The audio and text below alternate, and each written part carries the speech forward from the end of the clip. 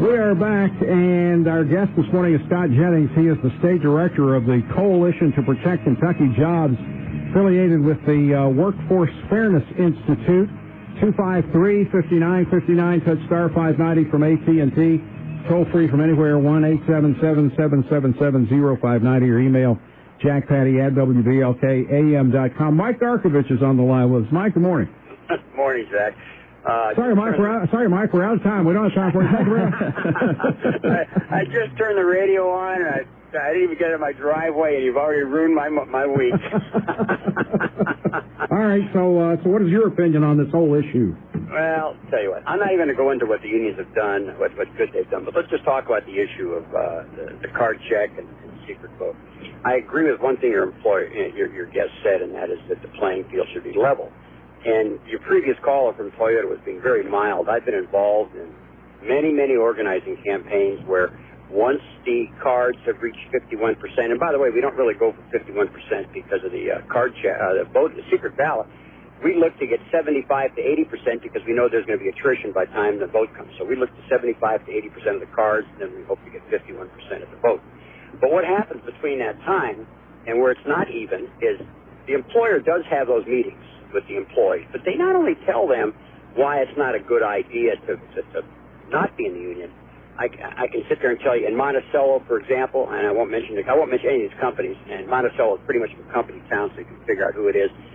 The company actually went to the city leaders and to the ministers, and the ministers and city leaders were beating up on the employees, telling them, oh my gosh, if you join the union, they're going to move the plant to Mexico, they're going to move to Tennessee, they're going to move out of the area because they had multiple locations.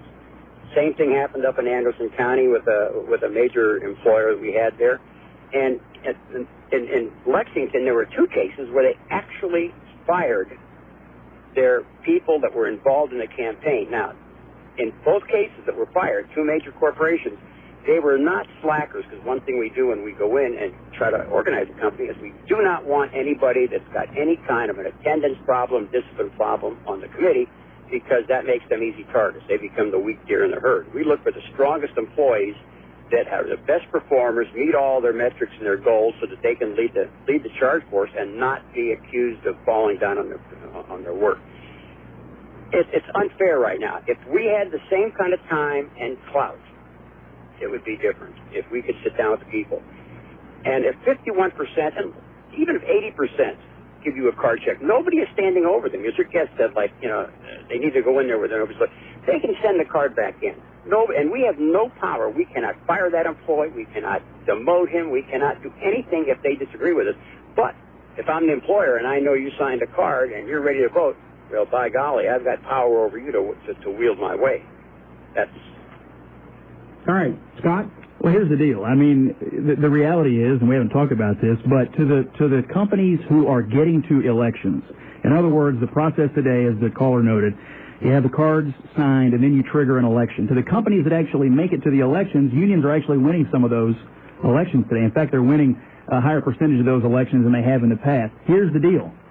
The elections, though, are becoming fewer and fewer, and so what we're finding is unions aren't getting to those elections because fewer and fewer people want to be in a union, and so what they want to do is get rid of that, lower the threshold for them to get a union in a workplace, and that's what's occurring here, and it's primarily revolving around this issue of the pensions. The pensions have been poorly managed. The unions have spent hundreds of millions of dollars on politics and lavish lifestyles and conferences, time out. and that money should be spent. It's a lie that the unions have spent hundreds of millions of dollars on politics? No, but it's a lie that they've spent pension money, and you've connected the two, and that's a lie. That's against the law. You know it's against the law. Any money that's spent on politics by unions is freely given by the members to the political action group.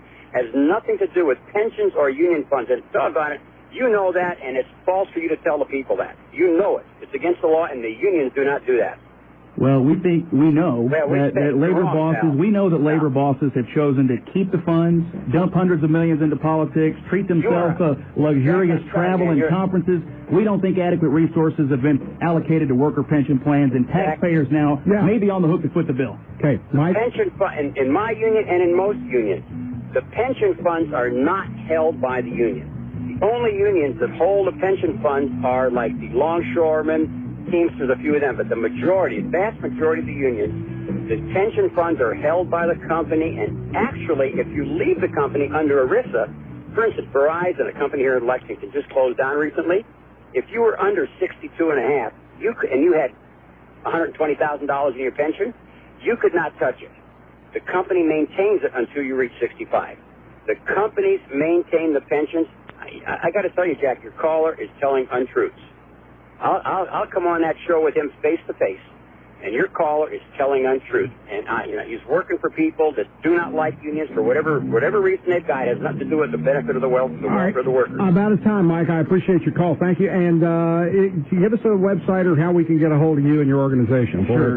ProtectKentuckyJobs.com. ProtectKentuckyJobs.com. I really appreciate the callers on both sides of the issue that called in this morning. Really appreciate the time, Jack. I think it's been a good discussion, and we'll be around educating the public.